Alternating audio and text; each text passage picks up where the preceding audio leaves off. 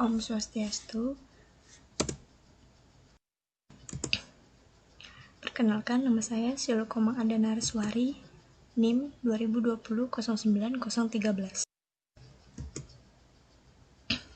Di sini saya akan menjelaskan materi yang berjudul kurangnya motivasi belajar siswa.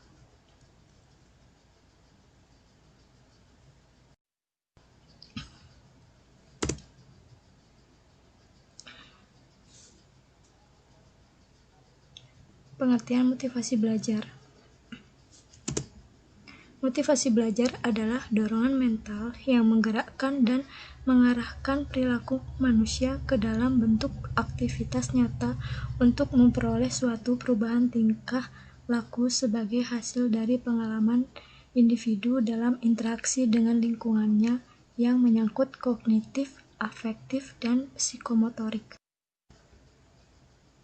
Pentingnya motivasi dalam belajar.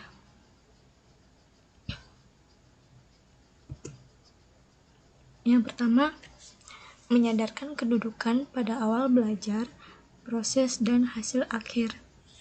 Yang kedua, menginformasikan tentang kekuatan usaha belajar yang dibandingkan dengan tema sebaya. Yang ketiga, mengarahkan kegiatan belajar. Yang keempat, memperbesar semangat belajar. Yang kelima, menyadarkan tentang adanya perjalanan belajar dan kemudian bekerja. Siswa dilatih untuk menggunakan kekuatannya sehingga dapat berhasil. Faktor-faktor yang mempengaruhi motivasi belajar.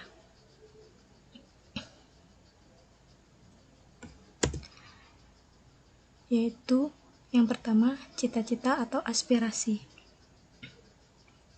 Cita-cita tersebut juga aspirasi adalah suatu target yang ingin dicapai. Penentuan target ini tidak sama bagi semua siswa. Target ini diartikan sebagai tujuan yang ditetapkan dalam suatu kegiatan yang mengandung makna bagi seseorang. Yang kedua, kemampuan belajar. Dalam belajar dibutuhkan berbagai kemampuan. Kemampuan ini meliputi beberapa aspek psikis yang terdapat dalam diri siswa. Misalnya pengamatan, perhatian, ingatan, daya pikir, dan fantasi. Yang ketiga, kondisi siswa. Kondisi siswa yang mempengaruhi motivasi belajar berkaitan dengan kondisi fisik dan kondisi psikologis, tetapi biasanya guru lebih cepat melihat kondisi fisik karena lebih jelas menunjukkan gejalanya daripada kondisi psikologis. Yang keempat, kondisi lingkungan. Kondisi lingkungan merupakan unsur-unsur dari luar diri siswa, yaitu lingkungan keluarga, sekolah, dan masyarakat. Bagi guru, hal ini penting karena guru terlibat langsung dalam pembelajaran siswa. Guru harus berusaha mengelola kelas, menciptakan suasana belajar yang menyenangkan untuk motivasi belajar siswa. Adapun fungsi motivasi dalam belajar.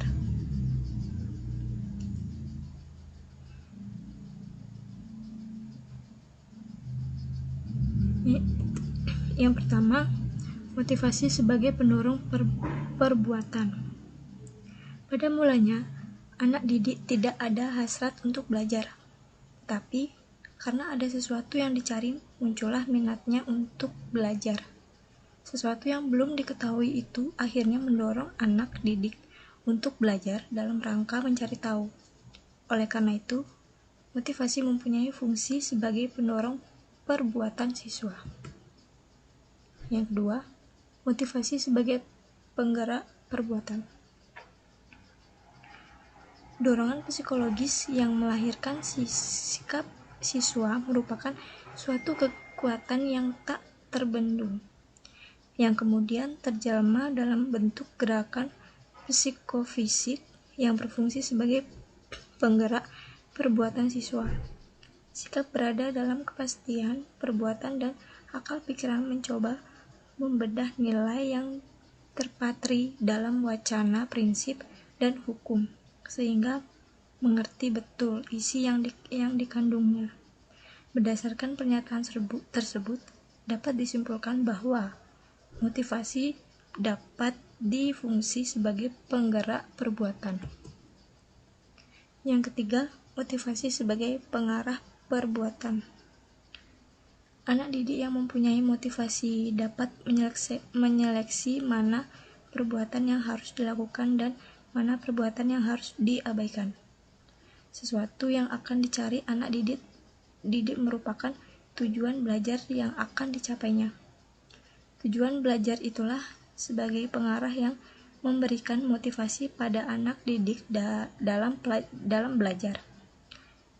Segala sesuatu yang mengganggu pikirannya dan dapat membuyarkan konsentrasinya diusahakan disingkirkan jauh-jauh.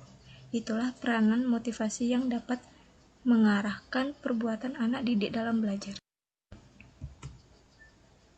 Adapun upaya-upaya untuk membangkitkan motivasi belajar siswa.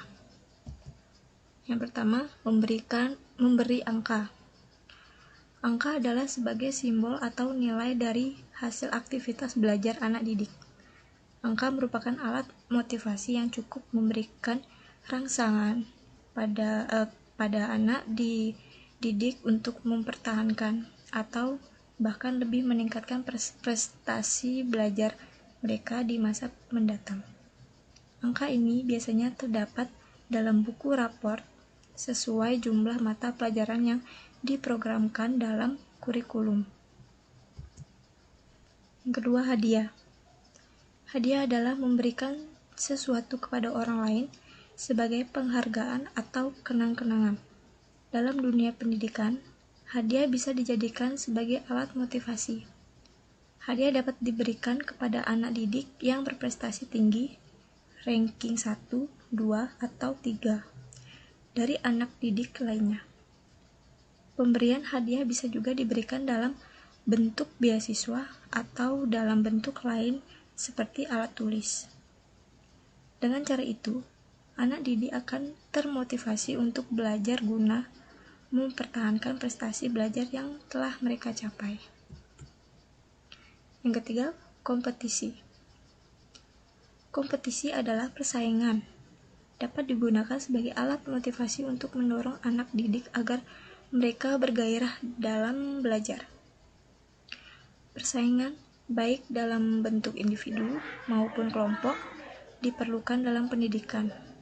Kondisi ini bisa dimanfaatkan untuk menjadikan proses interaksi belajar mengajar yang kondusif. Bila iklim belajar yang kondusif terbentuk, maka setiap anak didik telah terlihat dalam kompetisi untuk menguasai bahan pembelajaran yang diberikan. Selanjutnya, setiap anak didik sebagai individu melibatkan diri mereka masing-masing ke dalam aktivitas belajar. Yang keempat, ego involvement. Menumbuhkan kesadaran kepada siswa agar merasakan pentingnya tugas dan menerimanya sebagai suatu tantangan, sehingga bekerja keras dengan mempertaruhkan harga diri sebagai salah satu bentuk motivasi yang cukup penting. Seseorang akan berusaha dengan segenap tenaga untuk mencapai prestasi yang baik dengan menjaga harga dirinya. Siswa akan belajar dengan keras bila jadi karena harga dirinya. Yang kelima, memberi ulangan. Anak didik biasanya mempersiapkan diri dengan belajar jauh-jauh hari untuk menghadapi ulangan. Namun demikian, ulangan tidak selamanya dapat digunakan sebagai alat motivasi. Ulangan yang guru lakukan setiap hari dengan tidak terprogram akan membosankan anak didik. Oleh karena itu, ulangan akan menjadi alat motivasi bila dilakukan secara akurat dengan teknik dan strategi yang sistematis. Yang keenam, mengetahui hasil. Mengetahui hasil belajar bisa dijadikan sebagai alat motivasi. Dengan mengetahui hasil, anak didik terdorong untuk belajar lebih giat. Apabila hasil belajar itu mengalami kemajuan, anak didik berusaha untuk mempertahankannya atau bahkan meningkatkan intensitas belajarnya guna mendapatkan prestasi belajar yang lebih baik di kemudian hari atau pada semester atau catur bulan berikutnya. Yang ketujuh, pujian. Pujian yang diucapkan pada waktu yang tepat dapat dijadikan sebagai alat motivasi. Pujian adalah bentuk reinforcement yang positif dan sekaligus merupakan motivasi yang baik. Guru bisa memanfaatkan pujian untuk memuji keberhasilan anak didik dalam mengerjakan pekerjaan di sekolah. Pujian diberikan sesuai dengan hasil kerja, bukan dibuat-buat atau bertentangan sama sekali dengan hasil kerja anak didik. Dengan begitu, anak didik tidak antipati terhadap guru, tetapi merupakan figur yang disenangi dan dikagumi. Yang kedelapan, hukuman. Meskipun hukuman sebagai reinforcement yang negatif, tetapi bisa dilakukan dengan tepat dan bijak, akan merupakan alat motivasi yang baik dan efektif. Hukuman merupakan alat motivasi bila dilakukan dengan pendekatan edukatif. Bukan karena dendam, pendekatan edukatif dimaksud di sini sebagai hukuman yang mendidik dan bertujuan memperbaiki sikap dan perbuatan anak didik yang dianggap salah. Sehingga dengan hubungan yang diberikan itu, anak didik tidak mengulangi kesalahan atau pelanggaran. Minimal, mengurangi frekuensi pelanggaran. Akan lebih baik bila anak didik berhenti melakukannya di hari mendatang.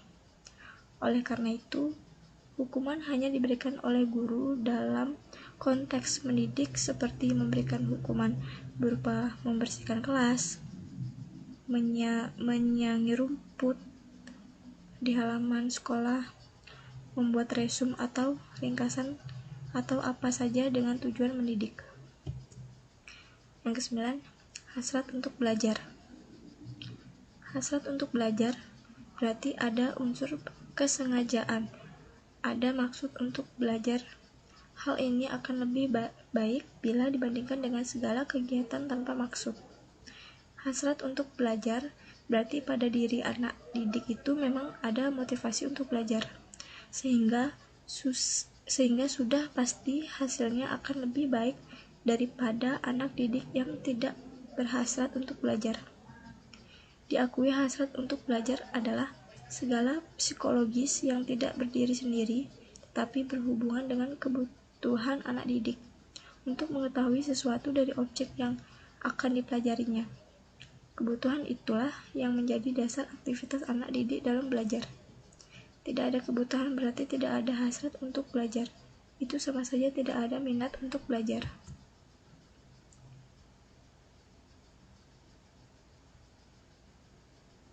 Yang 11,